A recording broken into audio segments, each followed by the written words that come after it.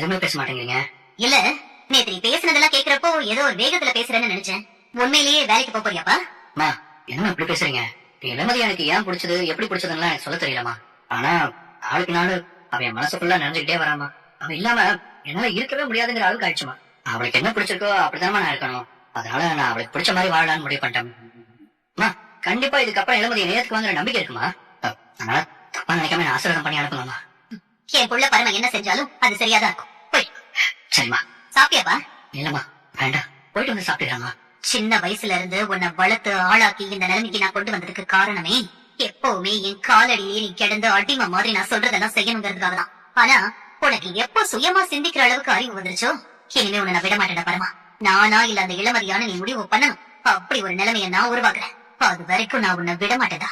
வேலைக்கு போற என்ன மீறி உனக்கு எப்படி வேலை கிடைக்குதுன்னு நானும் பாக்குறேன். பாப்பரமா பா. நம்ம ரமணா சௌக்கியமா?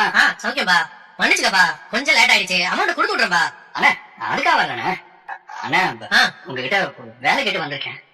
வேலை கேட்டா உனக்கு போய் நான் வேலை கொடுக்க முடியுமாப்பா? ஏன்னா எந்த வேலை வேணாலும் கொடுங்க, நான் பண்றேன்.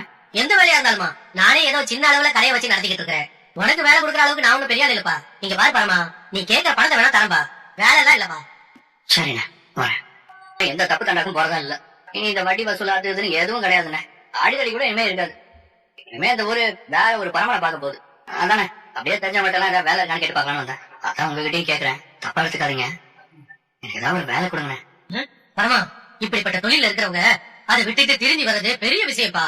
ஆனா வேலை ரொம்ப கஷ்டமான வேலை பரமா. டெலிவரி வேலை தான். சம்பளமும் என்னால பெருசா எல்லாம் கொடுக்க முடியாது. மிஞ்சி போனா மாசம் ஒரு 10,000 ரூபாய். அதுவே பெரிய விஷயம். பரவாயில்லையாப்பா? பரவாயில்லண்ணே, நீங்க வேலைன்னு ஒண்ணு கொடுத்தாலே போதும். சரி சரி, அப்ப நம்ம கடையில